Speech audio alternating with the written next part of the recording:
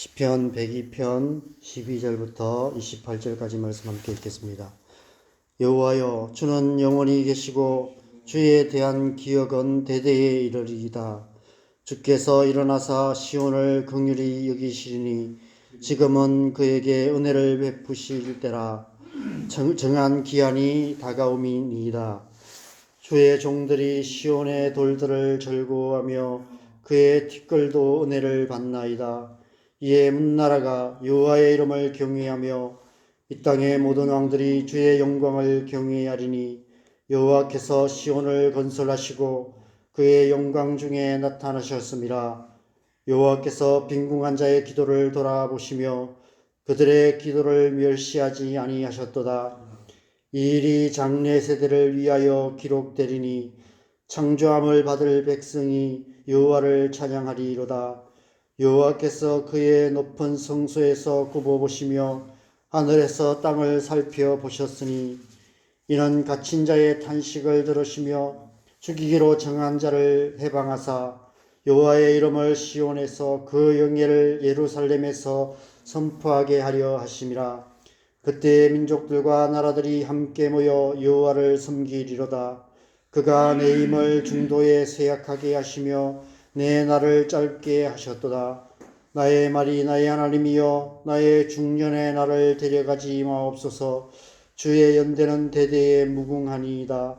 주께서 옛적에 땅에 기초를 놓으셨사오며 하늘도 주의 손으로 지으신 바니이다.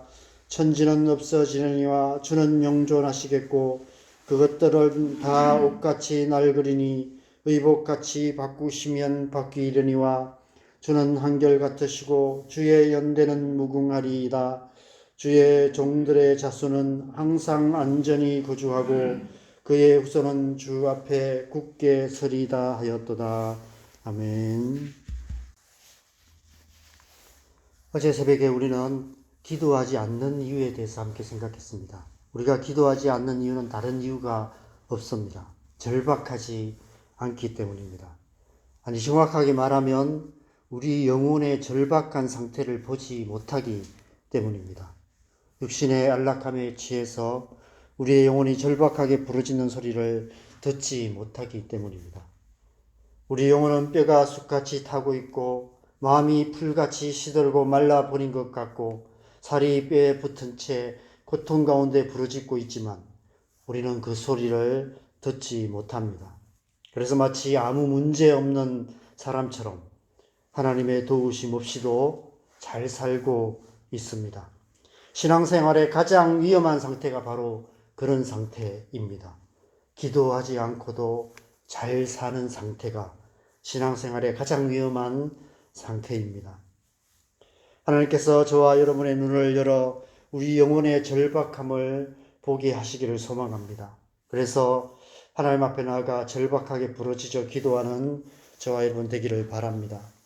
이단들이 판을 치고 있는 이 땅을 바라보며 온 교회가 하나님을 향한 영혼의 절박함 부르짖음으로 가득하게 되기를 간절히 바랍니다. 오늘 새벽에는 반대로 우리가 기도하는 이유에 대해서 함께 생각해 보려 합니다. 오늘 본문 12절부터는 마치 어둠 가운데 빛이 비치듯이 어제 본문 말씀과는 완전히 다른 말씀이 선포되고 있습니다. 어제 본문 마지막 11절에는 내 날이 기울어지는 그림자 같고 내가 풀에 시들어짐 같다고 탄식했는데 오늘 본문 12절에는 갑자기 여호와여, 주는 영원히 계시고 주에 대한 기억은 대대에 이르리다 라고 영원하신 하나님을 찬양하고 있습니다. 어떻게 이런 급격한 태세 전환이 일어날 수 있었을까요? 우리 자신을 바라보던 시선이 하나님을 향하기 시작한 것입니다. 그것이 바로 기도입니다. 기도는 우리의 시선의 급격한 태세 전환, 방향 전환입니다. 시선이라는 찬양의 가사처럼 내게로부터 눈을 들어 주를 보기 시작하는 것입니다. 모든 시선을 주님께 향하게 하는 것입니다. 그것이 바로 기도입니다. 탕자의 비유에서 아버지의 집을 떠나 이방인의 돼지우리에서 먹을 것을 뒤지던 탕자가 어느 순간 마음의 눈을 들어서 아버지의 집을 생각하고 아버지의 집을 바라보기 시작하는 것, 그것이 기도입니다. 더 극단적으로 말하면 거지 나사로가 부잣집 대문 앞에 찾아가서 부자의 상에서 떨어지는 부스러기를 바라보는 것이라고도 할 수 있습니다. 살 길이 그 길밖에 없기 때문입니다. 살 길을 찾다가 결국 우리의 시선이 하나님을 향할 때, 그때 기도가 시작되는 것입니다. 그래서 기도는 가난한 자의 것이 될 수밖에 없습니다. 기도는 가난한 자가 가진 전 재산입니다. 기도는 가난한 자의 유일한 살 길입니다. 물론 부자들도 기도할 수 있고 나름대로 열심히 기도합니다. 그러나 부자의 기도는 자칫 종교적인 액세서리가 되기 십상입니다. 기도 외에도 다른 살 길이 많이 있기 때문입니다. 그러나 가난한 자는 기도밖에 없습니다. 할 수 있는 것이 기도밖에 없습니다. 살 길이 기도밖에 없습니다. 그래서 기도할 수밖에 없습니다. 우리가 기도하는 이유가 그 때문입니다. 우리가 기도해야 하는 이유가 그 때문입니다. 우리가 기도할 수밖에 없는 이유가 그 때문입니다. 살 길이 그 길밖에 없기 때문입니다. 심령이 가난한 자는 복이 있나니 천국이 저희 것이며, 기도는 하나님께서 말씀하시는, 예수님께서 말씀하신 팔복에 이르는 길입니다. 가난한 자가 어떻게 천국의 복을 얻게 될까요? 기도를 통해서입니다. 우리가 가난한 심령으로 기도할 때 하나님께서 응답하셔서 천국의 복에 이르게 하시는 것입니다. 우리가 기도하는 또 다른 이유는 하나님께서 가난한 자들의 기도를 들으시는 분이시기 때문입니다. 오늘 보면 17절에 그렇게 말씀하고 있습니다. 17절 말씀 다시 한번 읽겠습니다. 여호와께서 빈궁한 자의 기도를 돌아보시며 그들의 기도를 멸시하지 아니하셨도다. 어제 새벽에 믿음과 기도에서 가장 중요한 것은 그 대상이라는 말씀을 드렸습니다. 우리가 아무리 잘 믿어도 믿음의 대상이, 믿을 만한 대상이 못 되면 우리의 믿음은 헛된 것이 됩니다. 믿는 도끼에 발등이 찍히게 됩니다. 우리가 아무리 열심히 기도해도 우리의 기도의 대상이 우리의 기도를 듣지 않으시고 응답하지 않는다면 우리의 기도는 헛된 기도가 되고 맙니다. 하나님은 우리의 믿음의 대상이시며 기도의 대상이 되시는 분이십니다. 히브리서 11장 6절에 믿음이 없이는 기뻐시게 하지 못하나니 하나님께 나아가는 자는 반드시 그가 계신 것과 또한 그가 자기를 찾는 자들에게 상 주시는 이심을 믿어야 할지니라라는 말씀이 바로 그런 의미인 것입니다. 조지 말로리라는 산악인이 목숨을 걸고 에베레스트 산을 오르는 이유를 묻는 기자들의 질문에 산이 거기 있기 때문이다라고 대답했던 것처럼 우리가 하나님을 믿는 이유도 마찬가지입니다. 하나님이 거기 계시기 때문입니다.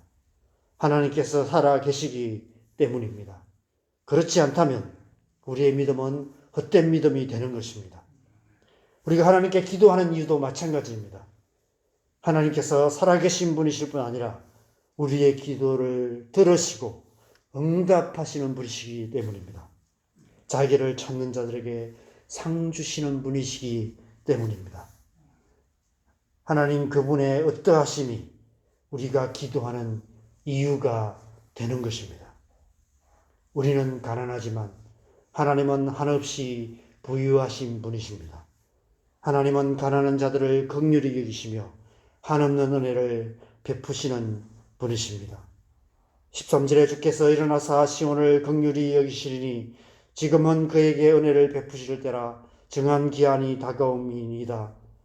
주의 종들이 시온의 돌들을 기뻐하며 그의 티끌도 은혜를 받나이다라고 고백하고 있습니다.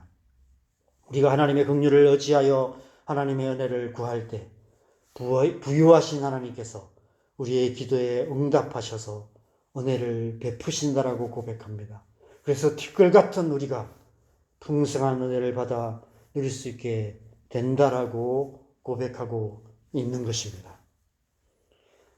또한 하나님은 영원하신 분이십니다. 26절, 27절을 우리 함께 읽겠습니다. 26절, 27절 같이 읽겠습니다.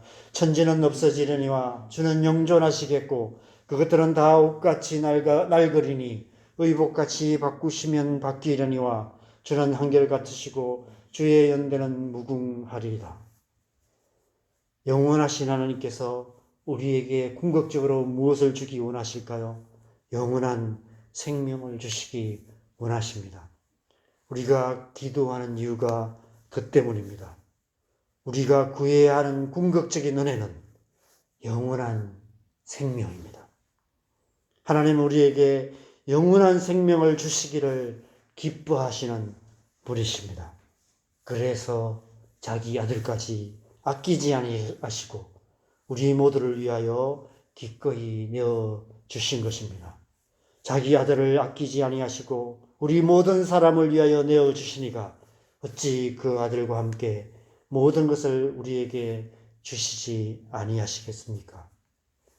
구하라 그리하면 너에게 주실 것이요 찾으라 그리하면 찾아낼 것이요 문을 두드리라 그리하면 너에게 열릴 것이니 구하는 이마다 받을 것이요 찾는 이는 찾아낼 것이요 두드리는 이에게 열릴 것이니라 약속하신 대로 무엇이든지 구하는 대로 우리에게 주실 줄 믿습니다. 이 믿음이 우리가 기도하는 이유입니다.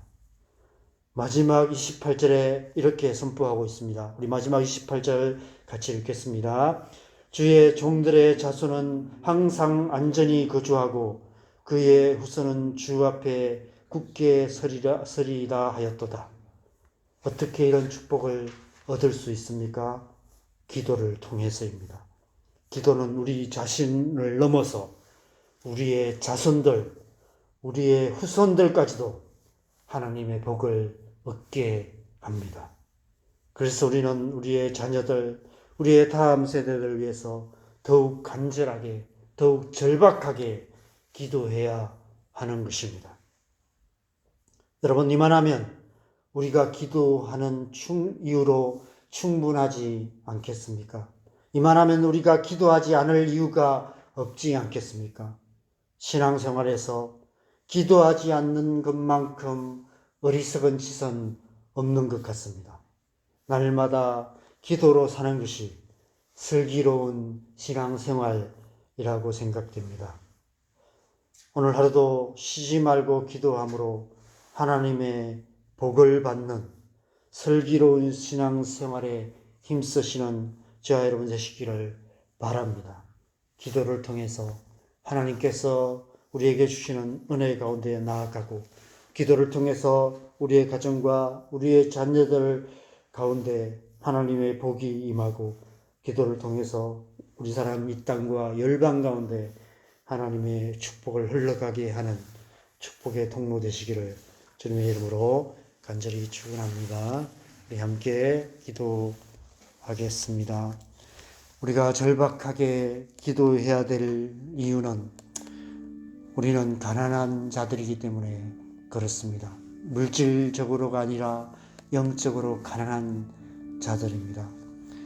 그래서 우리가 더욱 절박하게 기도할 수밖에 없습니다. 하나님을 안다고 말하지만 우리가 얼마나 하나님을 알지 못하는지, 하나님을 믿는다고 말하지만 얼마나 믿음 없는 자인지, 하나님 앞에 잘 산다고 말하지만 우리의 삶에 얼마나 많은 순간들을 하나님 없이 살고 있는지를 살아가면 살아갈수록, 신앙생활 하면 할수록 깨닫게 되는 것 같습니다. 그래서 우리가 하나님의 긍휼을 구하고 하나님의 은혜를 구하며 더욱 간절하게, 더욱 절박하게 하나님 앞에 기도해야 되는 줄 믿습니다. 그렇게 기도로 살아가는 것이 지혜로운 신앙생활, 슬기로운 신앙생활인 줄 믿습니다. 오늘 하루도 우리가 그렇게 순간순간 더 간절하고 절박하게 기도하는 삶 살아갈 수 있도록, 기도로 오늘 하루를 살아가고 기도로 하나님의 뜻을 이루어가는 그런 삶 살아갈 수 있도록 우리의 심령 가운데 이 하나님의 은혜 부어주시도록, 절박한 마음, 간절한 마음 부어주시도록, 우리의 영혼이 얼마나 가난한 자인지를 깨닫게 하시고 기도 외에는 살 길이 없다는 사실을 깨닫고 기도로 주님 앞에 나아가기에 더욱 힘쓰는 우리의 오늘 하루 될 수 있도록 은혜 베풀어 주시도록 함께 기도하겠습니다. 기도하십시다.